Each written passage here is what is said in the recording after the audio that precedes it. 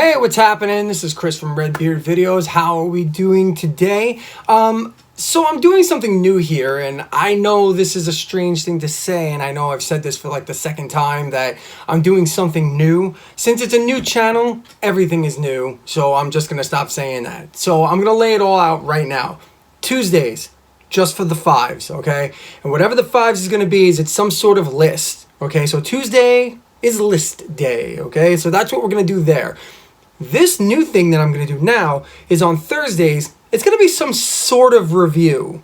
Now, I'm not a hardcore review guy, and at first I wasn't going to do reviews, but I've had someone talk me into it, and I've been inspired to do certain things just based on the fact that I've had certain albums come up over the past few weeks, certain topics come up over the past few weeks, and I think I can just have some fun with that. But I'll let you be the judge of that when it's all said and done. I'm not someone who tears things apart. I'm not a negative person. I don't get into all of that. I do have my critiques of things, and when I don't like something, I will definitely say so. But for the most part, I try to find the good in just about any musical thing that anybody puts out there because, frankly, I can't do it. You know, I'm a singer and I'm a musician. I was a musician, but I don't know. I don't consider myself to be a professional musician, especially not anymore. It's been a very long time. And on top of that, I find it hard to criticize something that somebody puts out there because no matter what they're putting out there, they're putting their heart and soul out on the line. Now, I know that sometimes people want to have that debate, and I'm all for that. So if I say I like something and you disagree with me, then definitely let me know. Throw down a comment down below and say, hey, Chris, I disagree with you, man. I don't like that. I'm down with that, and I'm totally cool. So I look forward to your comments. Like the video, dislike the video, but please subscribe either way because I'm open to what you have to say. Now, for today's video, for the first type of review I'm going to do, it's not really a review of like an album. What I'm going to do is I'm going to review a list, sort of. See, I don't love Rolling Stone magazine. And anytime Rolling Stone magazine does something, for some reason I read it. Even despite the fact that I don't like and I haven't agreed with a lot of what they've done for nearly 30 some odd years now, okay? I started reading music magazines back in my early teens, maybe preteens. And since then, very few times have I been like, Rolling Stone, they got it right. It's been very rare. It was about 8 or 9 years ago that they kind of came around and finally accepted Rush for the legends that they are. So I came around and started really paying more attention to Rolling Stone because at least they earned some more credibility with me on that front. The reason I bring it up is that a few weeks back, Rolling Stone put out their top 500 albums of all time list. Again, they updated it. I think it's like the third time they've done this. Last time was back in 2013, which is like 7 years ago now. So I guess it was due for an update. A lot of things have come out since, and I guess it was time. So they did it. I've seen literally 20 to 30 different videos and articles on this list that was put out. And they were all different. But none of them did it the way that I'm going to try and do it. What I'm going to do is I'm going to take each album because it started with me laying around, reading the list and going, oh, I don't know that album. I don't know that album. I don't know that album. And when I got up to near 20, 30 albums that I had personally never heard before, I was like, damn, I guess I need to update my own listening list. So that's what I did. So I'm going to listen to all of these albums. And when I complete listening to 10 albums, I'm going to make a list like this. So every 10 albums, I'm going to make a list like this. And it may take me a year to get through this and put out these videos, and that's fine with me. Hopefully, it's fine with you. And if it's not fine with you, either go on my social pages, which are on Twitter, @VideosBeard on Twitter, or Redbeard Videos on Facebook. Subscribe down below, hit the like or dislike button, throw me a comment. I type up here because I have my keyboard really high, so I type right here. I'm like, I want to see the letters. I need glasses. Anyway, on to the list. Number 500, Arcade Fire Funeral. Came out in the year 2004, and I'm not an indie rock guy, so I'm going to throw that right out there now. I don't like indie rock.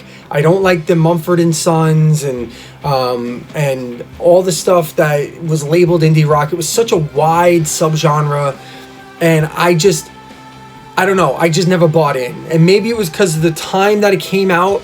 I was kind of in being a dad bubble, and I wasn't up on current music. But even when I came out of that bubble about 10 years ago, I still, it never grabbed me. I'm not saying it's bad music, it's just not my style. The bad on this album, it's somewhat repetitive at times. But with that being said, out of all the indie rock that I've heard, it's kind of top of the line indie rock. And there were some very, very bright spots on this album. First off, the first track, right at the very beginning, I was like, oh wow, this is what indie rock is. Because I didn't know this album. I know Arcade Fire and I like some of their stuff. But this is way more indie rock than their other stuff. And the first song, Neighborhood Number 1 Tunnels, I'm like, this sounds like Arcade Fire. I'm going to love this album. And then there's the hit song, Wake Up, which I knew already. And then the closing track is this haunting song called In the Backseat.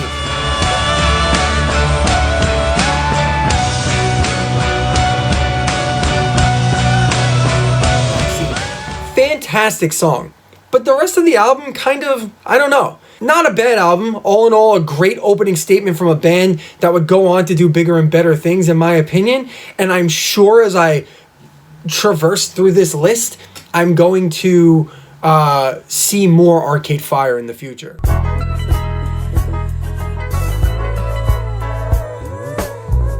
Number 499, Rufus and Chaka Khan, Ask Rufus, 1977. So, I know this is dance music, and it's a weird criticism of dance music to have this one singular criticism, because I only have one. Because all in all, this album is wonderful. A lot of great music on here, but boy, did they really fall in love with their grooves, man. They get into a groove and a beat, and they get going, and like 5-6 minutes later, I'm like, why is this still going? All of these songs on this album could be a full minute shorter, and I would like it so much better. But I understand, because it's dance music, and they had to play it in the dance club, so they just made them longer, right? That's what they were gonna do. With that being said, there are a lot of great songs on this album. Hollywood's a great song, Everlasting Love is a great song, and Better Days is just a flat out romp. I mean, that song can go on for 10 minutes as far as I'm concerned. That's a great song. Overall, great album. Chaka Khan's voice is just amazing.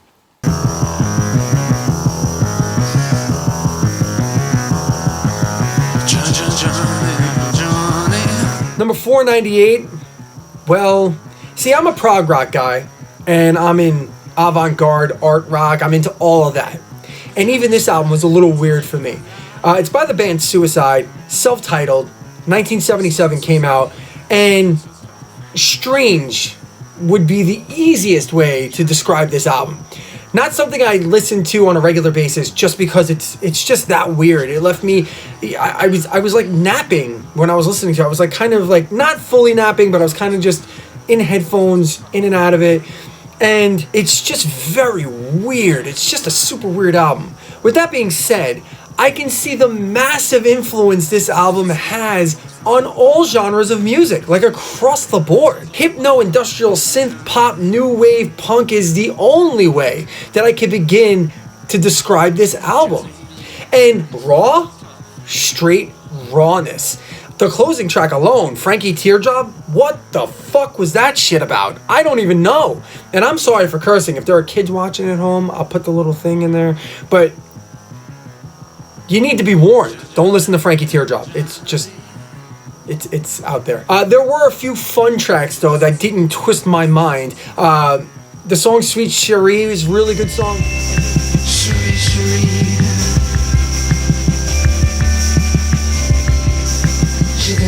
And there's a rockabilly tinge song called Johnny. Really a lot of fun. So I don't know if you're not into like really twisted stuff. Suicide might not be your bag, and you kind of know that going in when the band is called Suicide, right? I mean, it's really not that much of a surprise.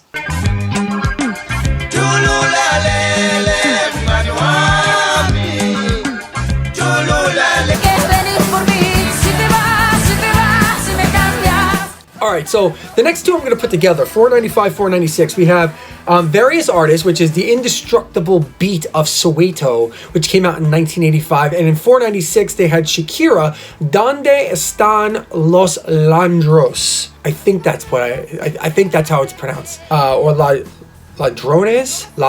Whatever. 1998. I'm an ignorant American. I cannot speak Spanish, and I apologize to my Spanish watchers out there. I can't even speak English. I apologize to you.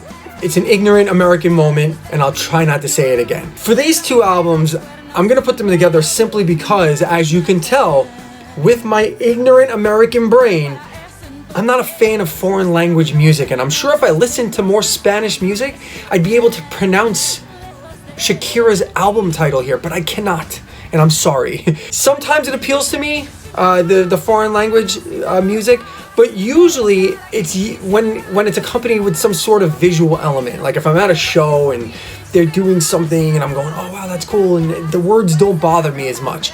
But for some reason, when it's in a different language, it kind of loses it. Maybe because I'm a singer, and if I can't speak the language and I don't know exactly what I'm saying, I kind of lose touch with the music. And I think that's a lot of people. I think a lot of people have the same type of thing. There's even a large segment of prog rock and prog metal that have foreign language speaking artists that I just don't find appealing.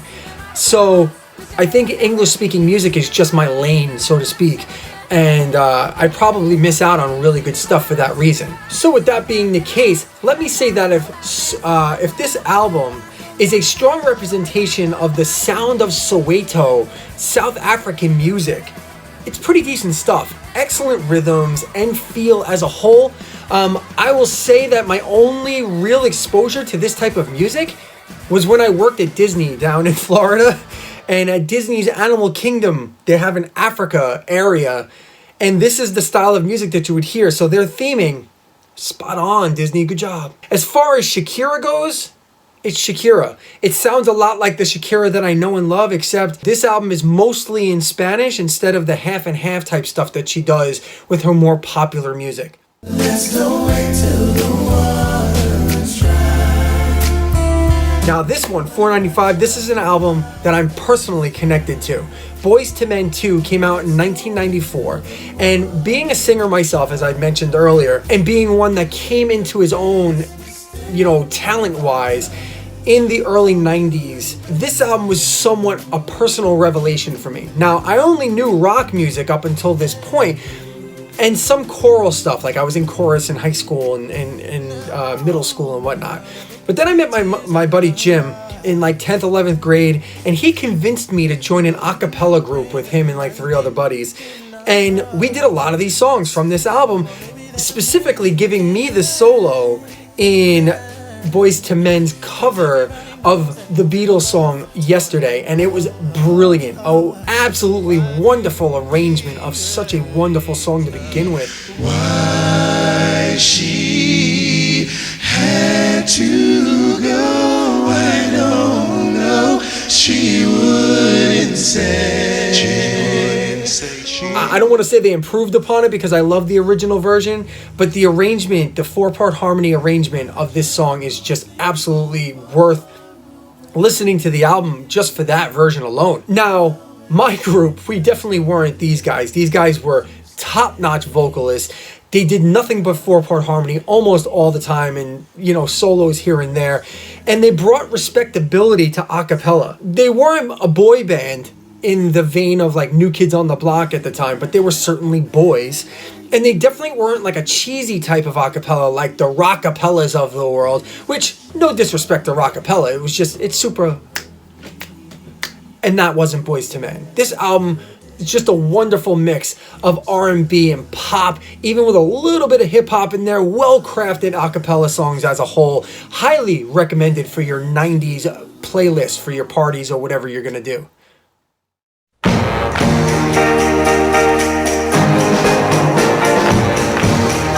494, well, it just conjures up all kinds of memories for me. The Ronettes, presenting the fabulous Ronettes, 1964. Now, to me, in my opinion, this is the birthplace of pop music.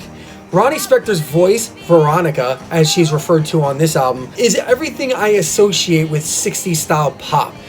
Phil Spector's wall of sound production, the bells and the background singers. This album just brings back memories of sounds that I would hear in my house as a small child in every old movie I've ever seen. It might not be 100% true, but that's what goes on in my head anyway. Of course, besides the immediate recognition of the overall sound of the Ronettes, you have some very classic tunes on this album too, like Baby I Love You, Chapel of Love, and the unforgettable Be My Baby. We'll make them turn their heads on every place we go. I so want you to Will make you sit your anger, destroy your soul. Could you imagine if Marvin Gaye was still alive? He'd be 80 years old right now. He might still be alive. And that voice, it might still be going strong at 80 years old, you never know. Arguably one of the greatest voices to ever grace recorded music, Marvin Gaye lays it all out on this 15th studio album. Commercially, a failure. Critically, not too great either at the time. But as time and distance do with all things in art, this album often comes up as possibly one of Marvin Gaye's very best. Emotional from lamentation to anger, from sadness to frustration, this album shows the full range of Marvin's ability as a singer and a songwriter.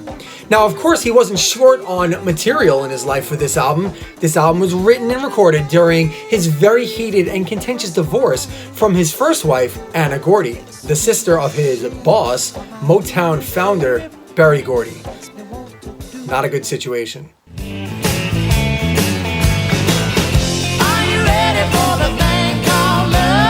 Throughout the course of the 90s, you really couldn't get away from Bonnie Raitt. Not even if you tried. Classic rock, rock radio, pop radio, soft rock radio, hits radio at this point. You just couldn't get away from Bonnie Raitt. Me, myself, I am not into this style of music. I don't like southern tinged rock, southern tinged music, and really blues all that much either. There are some artists that I listen to, like the blues guitar of Eric Clapton, or there's certain like Skynyrd tunes, and I love like other southern, I guess they're considered southern bands like Tesla and stuff like that. But for the most part, I'm not into like the hardcore southern rock. With all that being said, Bonnie Raitt has a tremendous voice and she's a stellar guitarist, like undeniable on both fronts. This was her 10th album. Finally, she broke through, and it had to be quite a surprise that this was the one that finally grabbed the public's attention. Not that her other albums were necessarily bad, they were just high on critical praise and not very high on commercial success. But Nick of Time finally gained that commercial success that drives a singer-songwriter's career to the next level. Now, as I started out saying, this isn't my style of music at all, but I did see some high points when I was listening to this album, like the bluesy romp, Thing Called Love, Real Man, where she really showed off her bluesy chops, both with her voice and with her guitar playing style, and there was a poignant acoustic ballad called Nobody's Girl, which was just heart-wrenching and wonderful. She's off in her own little world, and she's nobody's girl. Again, not my style of music overall. You won't catch me banging Bonnie Raitt music in my car or in my house anytime soon. But there are far worse things to listen to. Maybe we can find a place to feel good. If you would have asked me at any given time over the past 5 years that if I was going to put on an album on purpose and listen to it at length more than once of a member of the boy band One Direction, I would have definitely laughed at you. Like that would have happened. But I have to tell you that 2019's Fine Line by Harry Styles is arguably one of the best pop albums I've heard in a very long time. Outside of the hit songs, which look, Adore You is a great song. That's a wonderful song. Now, Watermelon Sugar, when I heard that song, I was like, ugh, this is exactly what I'd expect to hear from a boy band artist. It wasn't anything special to me. I don't like it. I think Adore You is a wonderful song. I actually thought Adore You was by someone else. I think it was Brandon Urie from Panic at the Disco that I thought it was, because he had a similar voice sound to me at the time. But with that being said, it came up on this list and it forced me to listen to it. So I was like, all right, I'll give it a listen. And I fully expected to hate this album. I have to tell you that I'm wonderfully surprised. This album is a very, very diverse pop album. If you're gonna go into this album expecting to hear just Watermelon Sugar or just Adore You, you're gonna be surprised or disappointed depending on what you're looking for. From the opening track, Golden, which kind of gives me a very toned down shoegazy feel, this really atmospheric but melodic tune, which even has some twingy, like really loud guitars to it at times. It's an interesting song. Then you have the acoustic folkiness of Cherry and Canyon Moon. There's two songs there, which acoustic guitar, very stripped down. And then you got the 60s pop lace Treat People with Kindness, which reminded me of like almost like a Partridge Family type of thing. Very interesting, cool song. So you have a lot of different sounds going on here, and most of it's delivered very effectively, which surprised me coming from a boy band guy, honestly, which I'm not going to call him that anymore. I think he's his own artist now. Harry Styles earns my thumbs up here. Now, would I put Fine Line by Harry Styles in my personal top 500? I don't know, maybe not. Time will tell. It's only a year old, but if you ask me in 10 years, we'll have to see. Right now, I say I'm glad to see it representing this segment of pop music in the here and now on a Rolling Stone magazine list, who tend to be cork sniffers at times and tend to be too cool for the room. So I'm glad that this style of music and this particular artist is definitely being represented here on this list. And that's it for this portion of the list. This is part one of probably 500 videos that I'm going to make regarding this list. If you want me to keep going on this list, please let me know. Hit like, subscribe, hit me up on my socials at VideosBeard on Twitter, or Red Beard Videos on Facebook, and I'll produce another one. I'm going to do 490 through 481 in the coming weeks. I think I have another album scheduled for next week, so we'll see. But they'll be random, so stay tuned. That's why we subscribe, so you can stay tuned. Until then, I'm Chris from Red Beard Videos. Thank you so much for being here with me, and we will talk to you soon. Bye.